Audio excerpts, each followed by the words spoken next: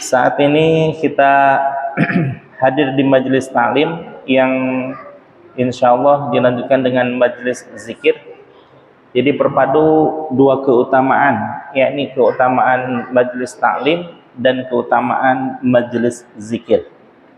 Maka barang siapa yang hadir ke majelis taklim dimanapun adanya, berbahagialah ya, karena itu adalah takdir Allah yang subhanallah sangat luar biasa sekali.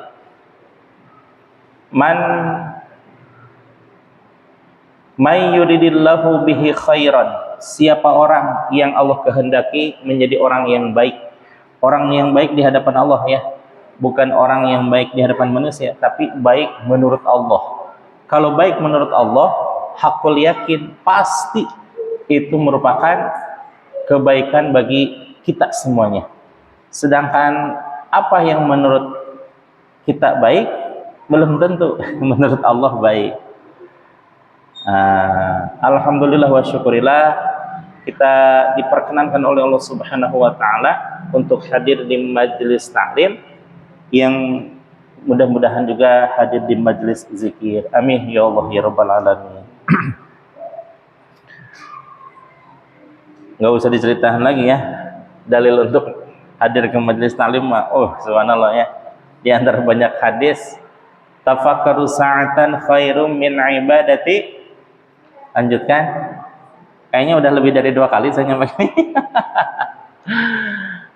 Min khairum min ibadati sab'ina sanatan.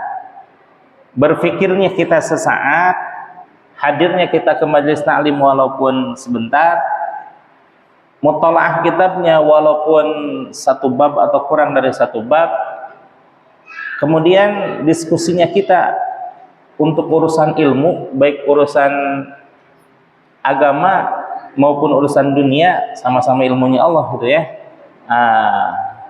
Ketimbang 1 jam atau 1/2 jam gitu ya, kita memutalaah kitab, khairum min ibadati sab'ina sanatan, jauh lebih baik dibandingkan dengan orang yang beribadah 70 tahun. Subhanallah itu ya. 70 tahun itu dikabarkan harinya dan malamnya dipenuhi dengan ibadah. Sementara jauh dari maksiat, kata bahasa Sundanya mah bisa kumaha teuing eta amalna eta jalma gitu ya. Orang yang hadir di majelis taklim. Ini yang menjadi salah satu alasan saya kenapa saya pengen menempati satu tempat yang itu dipenuhi dengan majelis taklim.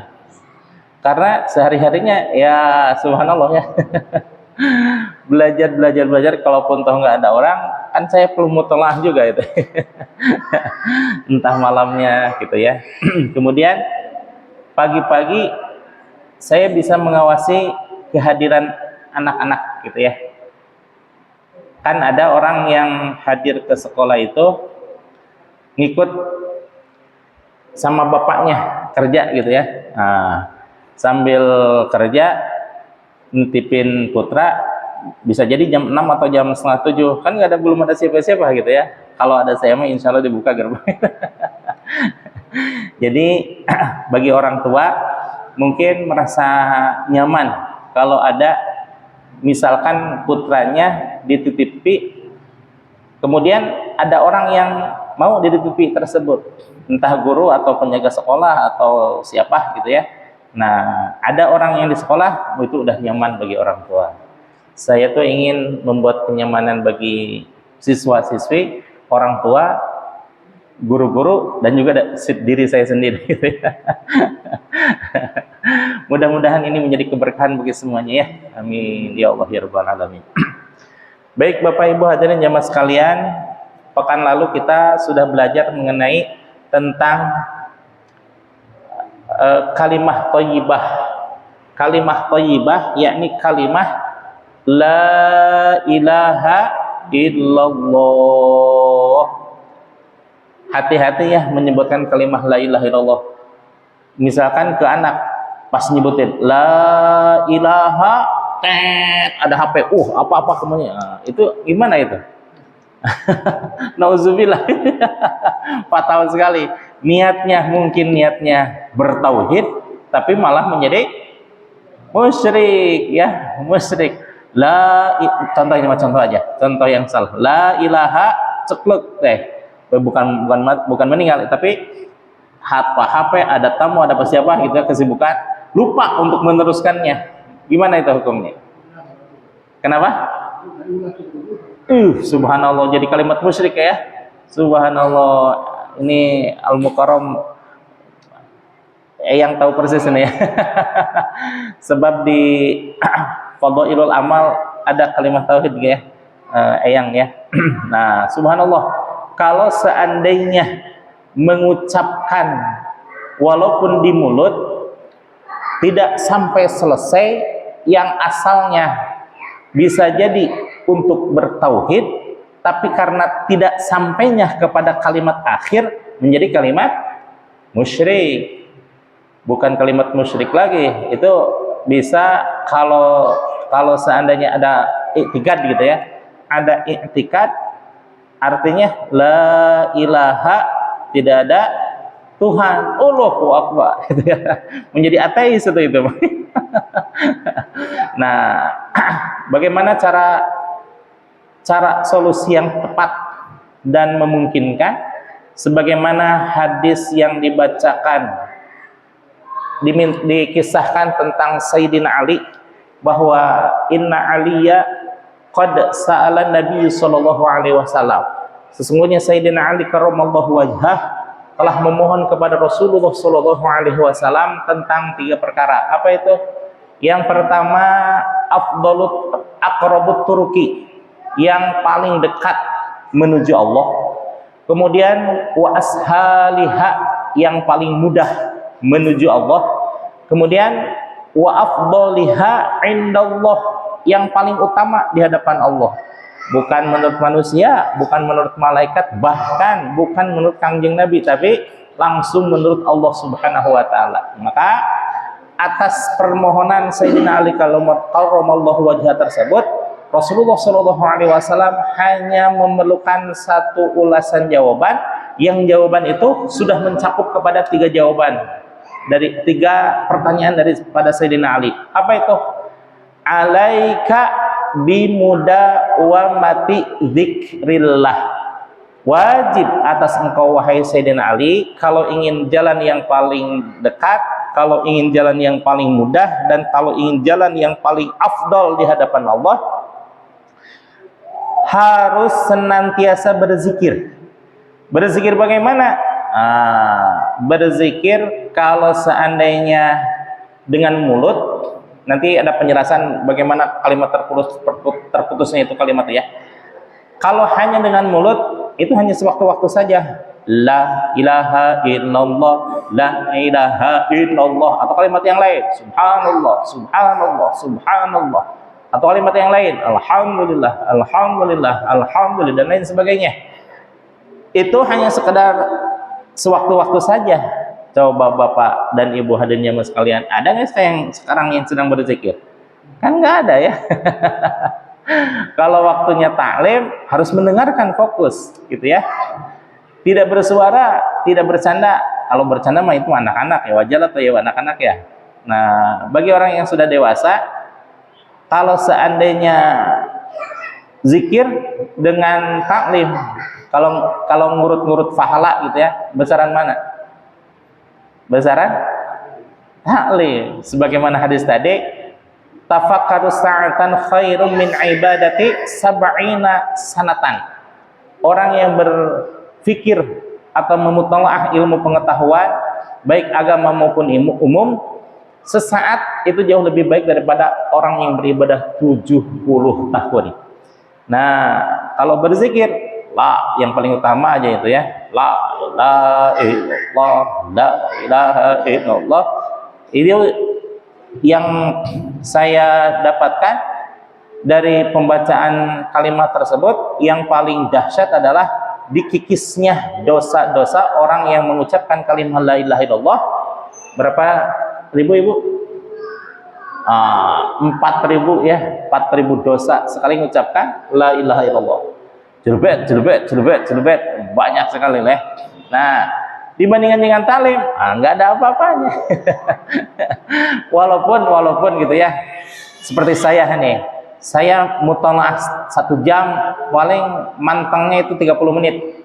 Fokusnya 30 menit. Apa coba godaannya? Kring tenetot. Dikit-dikit ada HP, dikit-dikit ada HP gitu ya. Belum daya pikir saya udah agak menurun sekarang. Ya. Nah, jadi dikit-dikit agak lemes nih, agak ngantuk segala macam. Jadi kalau belajar 1 jam mungkin konsentrasinya 30 menit. Ya, tapi bagi semuanya umat Rasulullah SAW yang sedikit tersebut mengungguli ibadah yang 70 tahun gitu ya.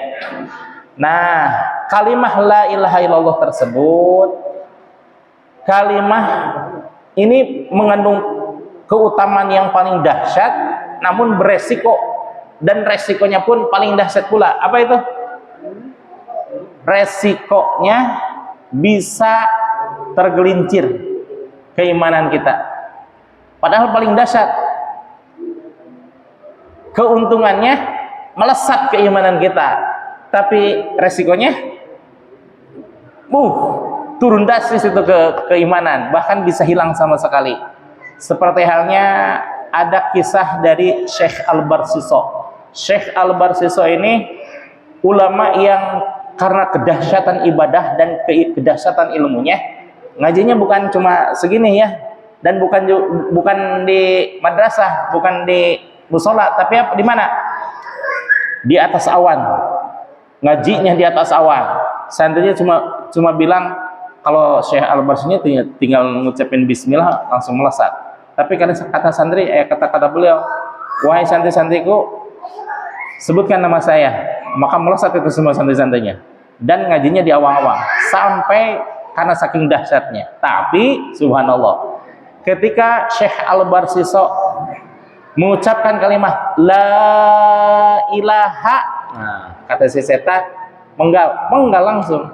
Jadi mungkin maksudnya mengucapkan kalimat tauhid, tapi karena setan yang menyerupai manusia menggoda bahwa dengan mengucapkan kalimat tertentu engkau akan terbebas dari hukuman sang raja, katanya. Padahal itu cuma tipuan doang. Karena terbujuk rayu oleh si setan yang menyerupai manusia, baru juga mengucapkan la ilaha, si setan memerintahkan tebas batang lehernya, langsung ditebas. Kira-kira itu kalimat tauhid apa kalimat musyrik? Kalimat musyrik, subhanallah ya. Kalimat musyrik, kalimat jadi menjadi ateis, orang yang tidak percaya kepada Tuhan. Nah, bagaimana solusinya? Solusinya gampang. Solusinya adalah sebelum ucapan itu diucapkan oleh lisan kita, maka jauh sebelumnya itu ditalkinkan kalimat tersebut di dalam kolbunya. Jadi ketika seseorang mengucapkan, syukur-syukur mengucapkannya sempurna, la ilaha illallah, tidak ada Tuhan selain Allah. Nah, bagi yang sudah ditalkin, ini mah bukan propaganda, bukan iklan. Ibu zikir dan ibu tidak zikir itu tidak berpengaruh bagi saya ya. Nah, bagi orang yang sudah ditalkin zikir, talkin itu artinya apa? Lakona yulakinu talkinan, mempelajari apa yang akan ditanamkan oleh Allah ke dalam kolbunya. Kenapa? Karena kolbu bisa mengungkapkan setiap saat, bisa mengungkapkan setiap waktu, di dalam keadaan apapun juga. Contoh, mengucapkan zikir di WC dosa tidak? Dosa ya. Yang jawab dosa berapa orang Pak Ustaz? 5 ya. Yang kebanyakannya ini gimana? Dosa apa tidak? Apa tidak tahu jawabannya?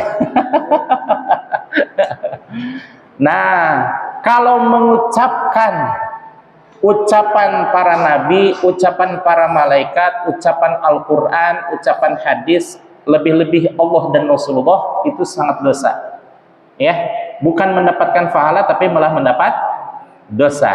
Tapi nah, kalau kolbunya yang berzikir sebanyak apapun, Allah Allah Allah Allah Allah Allah Allah Allah terus aja ya, sementara mulutnya diam, lagi ngosok gigi, sreko sreko sreko srek sreko sreko srek, dosa tidak? Hah? Tidak ya. Kenapa? Karena fikih itu urusan luar, fikih itu urusan zohir, sedangkan kolbu itu urusan batin. Batin diurusnya bukan dengan fikih tapi dengan tasawuf, gitu ya.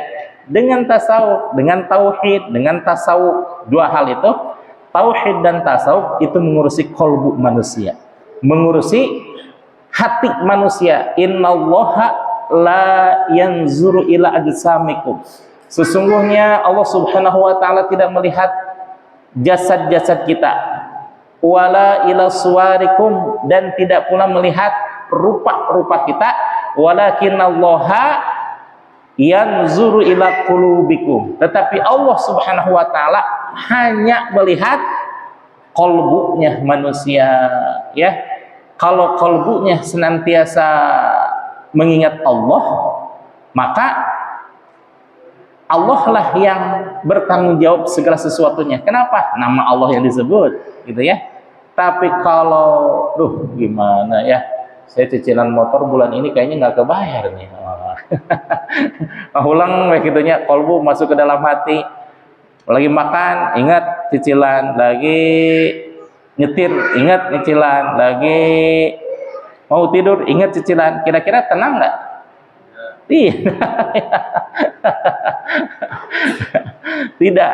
Tapi kalau ala bidzikrillahi tatmainnul qulub, ingatlah, hanya dengan mengingat Allah hati kita akan menjadi tenang. Subhanallah, gitu ya. Nah, kaitannya kalau zikir itu ditanamkan, siapa yang menanamkannya? Hakikatnya Allah, tapi ada perantaranya. Seperti halnya kita tanam pisang, hakikatnya tetap Allah, tapi kalau tidak ditanam-tanam itu pisang, tumbuh nggak kira-kira di halaman rumah kita atau di pekarangan kita? Kan enggak, gitu ya. Katanya Allah bisa menumbuhkan segala sesuatu, ini tumbuh-tumbuh katanya. Ya iya, dah nggak ditanam atau. Maka kalau untuk menanamkan zikir kalimah zikir, tidak ada cara lain kecuali ukhida, yang pelajaran pekan lalu gitu ya, ukhida min qalbin taqiyyin naqiyyin. Hanya itu cara satu-satunya. Apa? Diambil itu kalimah zikir dari kolbu seseorang yang naqiyyin taqiyyin. Apa itu naqiyyin? Bersih dari segala sesuatu selain Allah. Taqiyyin, orang yang paling bertakwa. Ya. Dua hal ini syarat utama untuk mengambil zikir. Pertama, tidak ada sesuatu yang menancap di dirinya, di kolbunya, selain Allah Subhanahu wa taala. Ya. Yang kedua, naqiyyin. Naqiyyin tadi ya. Kedua, taqiyyin, orang yang paling bertakwa. Siapa lagi kalau bukan guru mursyid? Ya. Guru mursyid itu sudah tidak memikirkan, sudah tidak memikirkan dunia, bukan. Tapi tidak ada kesempatan untuk mengurusi dunia. Kenapa? Karena kolbunya disibukkan dengan Allah, Allah, Allah. Bagaimana kalau ada muridnya datang, Kiai, saya begini, kan melayani itu Kiai ya, begini ini, jawabannya ini, resepnya ini, seperti itu. Kenapa? Karena orang yang datang, katakanlah muridnya dari guru mursyid datang kepada beliau, tentu ini urusan akhirat, untuk urusan, dan itu sudah menjadi kewajiban bagi seorang mursyid untuk menghantarkan murid-muridnya sampai ila hadrati ilahiyah, sampai ke hadirat Allah Subhanahu wa taala. Ya. Ya. Bagaimana caranya kita untuk bertalqin dan tidak ketemu dengan guru musik itu, bagaimana caranya? Kita kan awam ya. Cara kita yang awam ini bagaimana? Apakah harus belajar mengikuti ajaran Ustaz atau gimana? Oh enggak. Iya. Guru mursyid itu dalam satu organisasi ketarekatan hanya satu. Tentu tidak bisa mewakili untuk menalkin semua murid-muridnya. Maka guru mursyid di semua tarekat itu memiliki wakil. Memiliki wakil, dan wakil-wakil talqin ini menghantarkan murid-murid yang lain untuk berzikir seperti halnya zikir guru mursyid. Nah, kan katakanlah kan Abah Anom sudah meninggal. Bagaimana? Yang meninggal itu jasadnya, sedangkan ruhnya tidak. Ruhnya, ruh para nabi, ruh para wali, bahkan ruh diri kita ini masih tetap hidup. Inna lillahi wa inna ilaihi raji'un. Yang kembali ke bumi itu apanya? Jasadnya. Sedangkan ruh kembali kepada Allah. Bahkan ruh putra-putra kita yang belum lahir itu sudah diciptakan ruhnya. Sudah diciptakan. Nah, kembali kepada guru mursyid ini. Guru mursyid ini memiliki wakil talqin. Wakil talqin itu hanya bisa diangkat oleh guru mursyid. Dan ketika wakil talqin menalkinkan kalimah, untuk istilah talqin itu kalau bahasa umumnya ya, bahasa umumnya ijazah. Bukan ijazah selembar, bukan. Tapi ijazah itu artinya memberikan izin tertentu untuk melafazkan zikir. Nah, wakil-wakil talqin ini hanya bisa diangkat oleh guru mursyid. Mohon maaf. Kebetulan pangresa Abah Anom mewakilkan kepada 3 orang. 3 orang ini untuk menghaturkan segala macam tentang urusan TKN, khususnya yang saya pelajari ya dan yang saya amalkan TKN, kepada 3 orang. Yang satu Kiai Haji Dudun, sudah meninggal, putra pangresa Abah. Yang kedua Kiai Haji Nur Anom, adik pangresa Abah. Yang ketiga Kiai Haji Zainal Abidin, ponakan pangresa Abah. Guru mursyid melimpahkan kepada Kiai Haji Zainal Abidin untuk mengurusi semua tentang keTKN-an. Nah, kebetulan pada tahun dibetulkan oleh Allah, ditakdirkan oleh Allah Subhanahu wa taala, setelah memegang kepercayaan dari pangresa Abah selama 12 tahun, baru dua kali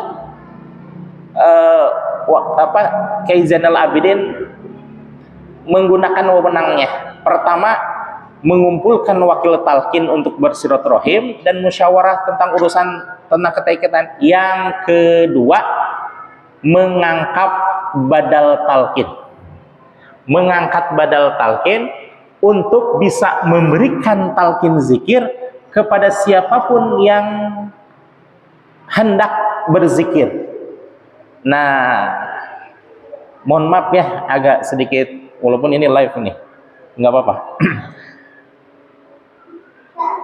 Alhamdulillah dan astagfirullah, Allah di antara puluhan badal talqin yang diangkat oleh Kiai Zainal Abidin atas restu pangresa Abah melalui surat maklumat tahun 2008, 4 tahun sebelum beliau meninggal. Salah satu di antara wakil badal talqin yang walaupun sekarang sudah diistilahkan wakil talqin, itu adalah warga CI 8 nomor 5. Warga CI 8 nomor 5. Jadi kalau nomor 5 apa? Oh, nomor 1. Nomor 1.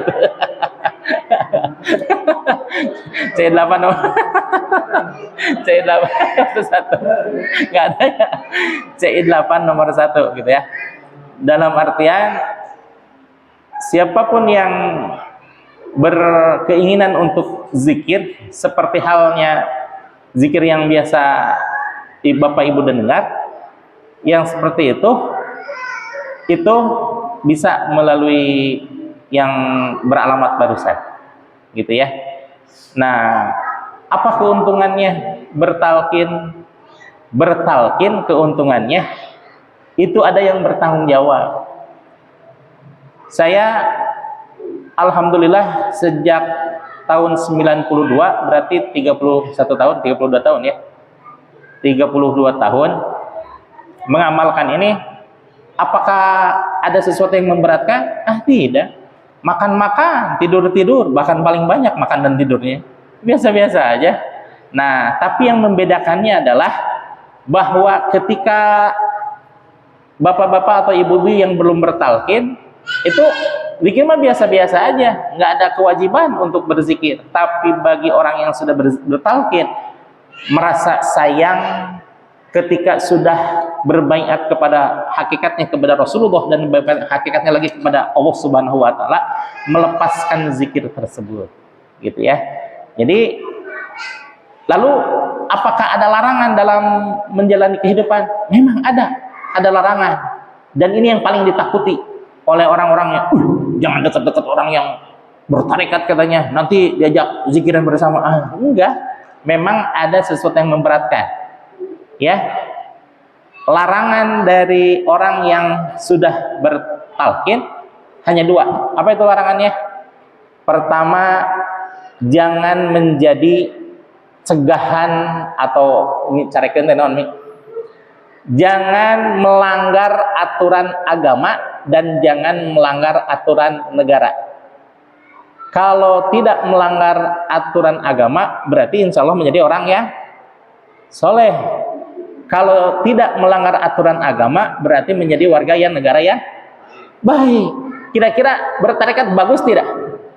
Bagus. Wong 31 tahun saya tidak merasa berat apa-apa gitu ya.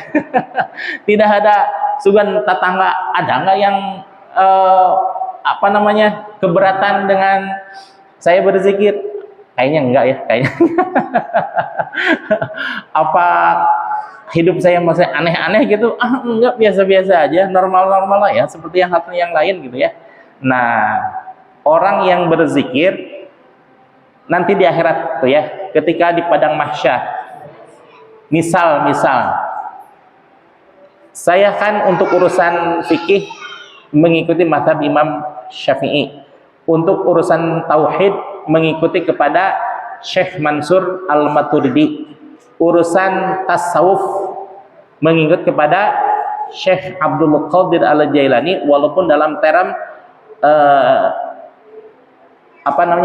Syekh Junaid Al-Baghdadi, walaupun Syekh Junaid Al-Baghdadi ini adalah gurunya Syekh Abdul Qadir Al-Jailani. Artinya ketika saya berfikih, loh Qadar, kenapa kamu setelah ruku kemudian i'tidal ketika sholat subuh menggunakan talqin? Sebelum saya menjawab kepada Allah, maka datang Imam Syafi'i, ya Allah, perkenankan saya menjawab pertanyaan yang Engkau berikan, bahwa ini adalah muridku dari muridku, maka sayalah yang bertanggung jawab tentang urusan fikih dia.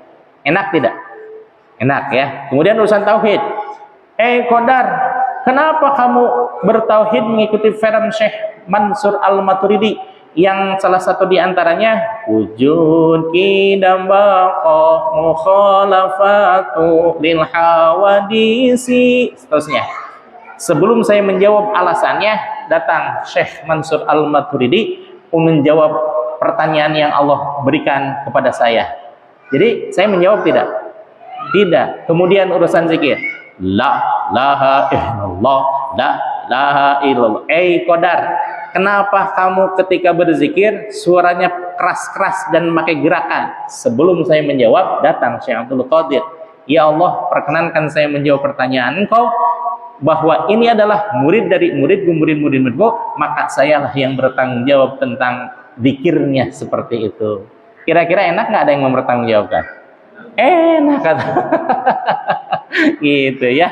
Jadi ketika sebenarnya ini dirahasiakan ya, tapi berhubung Bapak bertanya, maka saya jawab. Ya, alhamdulillah ya. Dan cara untuk memiliki zikir ini sangat mudah.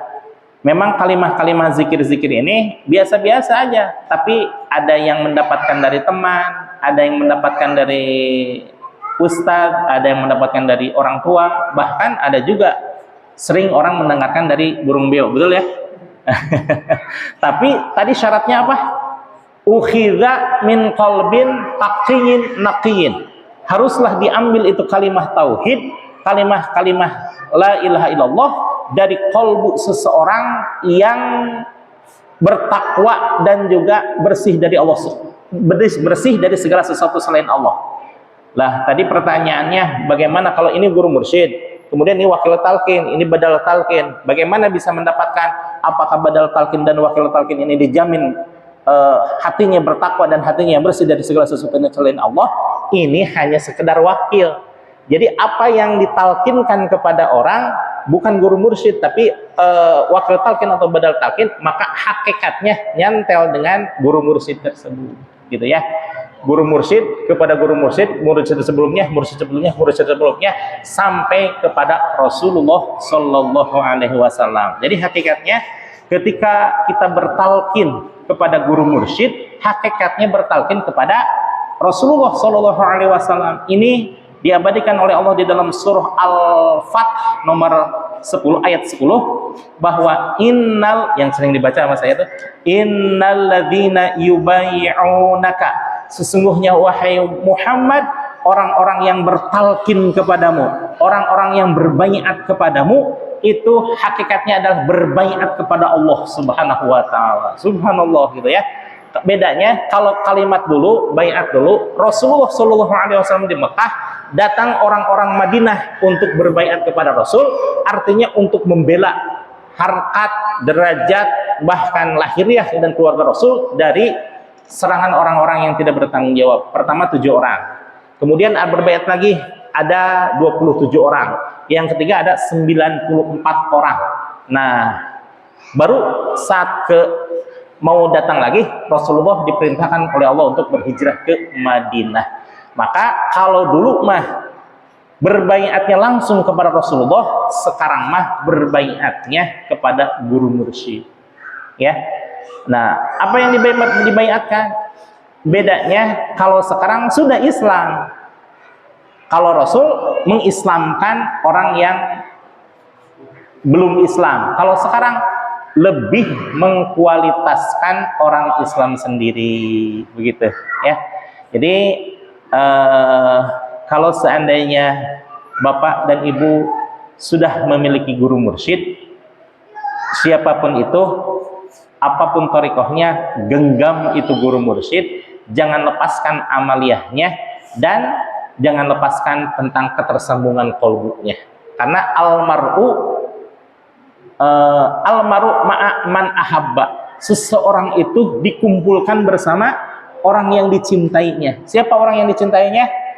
Bukan Rasul, bukan keluarga, bukan ayah, bukan ibu, tapi ini terkait tentang masalah agama, sudah jelas adalah Rasulullah Shallallahu Alaihi Wasallam. Tapi di bawahnya kita cinta kepada siapa? Imam Syafi'i. Kita cinta kepada siapa? Syekh Abu Mansur Al-Maturidi. Kita cinta kepada siapa? Syekh Abdul Qadir Al-Jilani. Disitulah kita akan berkumpul dengan seseorang yang kita cintai, gitu ya.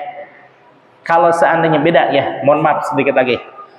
Ada 2 orang nih, 2 orang saya cinta kepada Syekh Abdul Qadir Al-Jilani misalkan.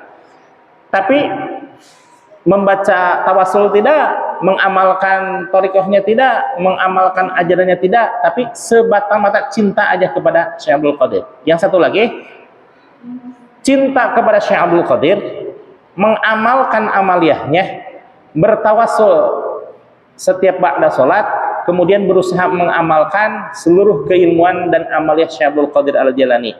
Kira-kira kualitas cintanya yang pertama, yang kedua, yang kedua? Yang kedua. Kenapa? Karena cintanya berbalut keringat. Seperti halnya kita nggak ada yang menanam pohon durian gitu ya. Tapi suatu saat bapak dan ibu bisa nggak beli durian? Bisa. Tapi kalau orang yang menanam durian, walaupun kecil buahnya, walaupun sedikit buahnya, tapi kerasanya nikmat yang mana?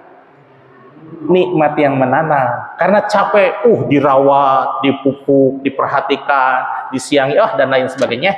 Itu berdasarkan cinta yang berbalut amalia.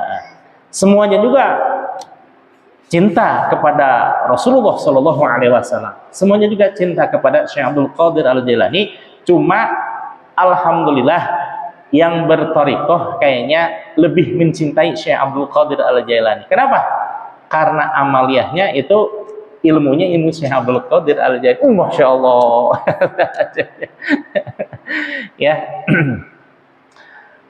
Alhamdulillah wa syukurillah bahwa di Darul Muqarrabin dari mulai kelas 6. Kelas 6 itu karena sudah balik ya. Saya pun ketika di baiat, talqin, baiat, taslim itu sama aja itunya. Ijazah yang umum itu ijazah.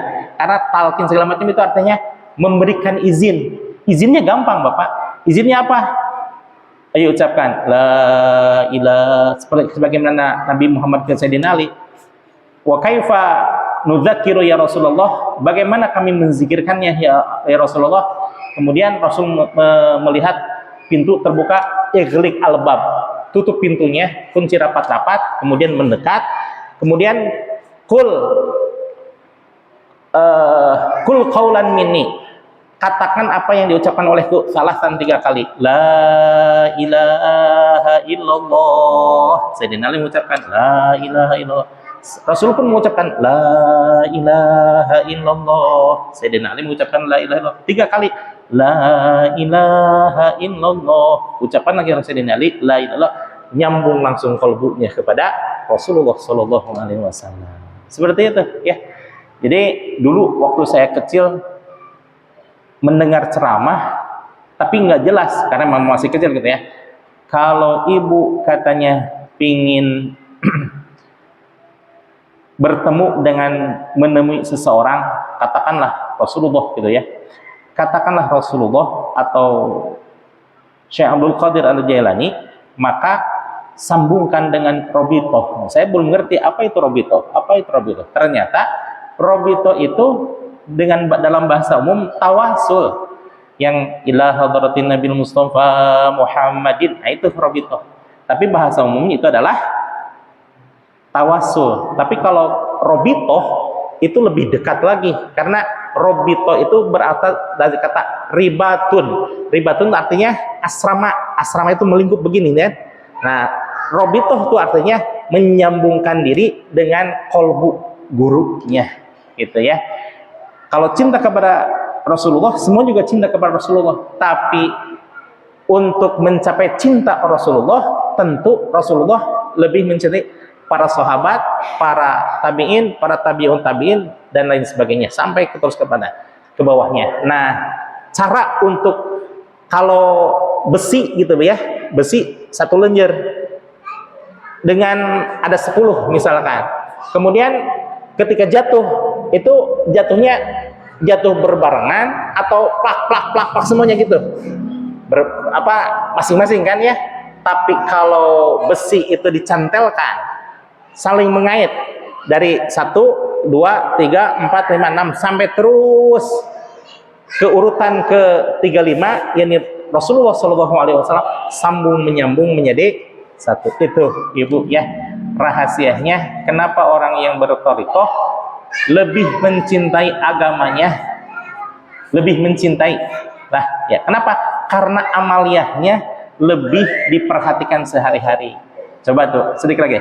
Coba ba'da salat, kenapa harus berzikir 165 kali? Karena ingin cintanya Allah dan Rasulullah. Kalau nggak cinta mah ngapain kalau dikit 165? 3 kali aja la ilaha illallah rekum gajeleng gitu. Itu bedanya dengan yang ditalkin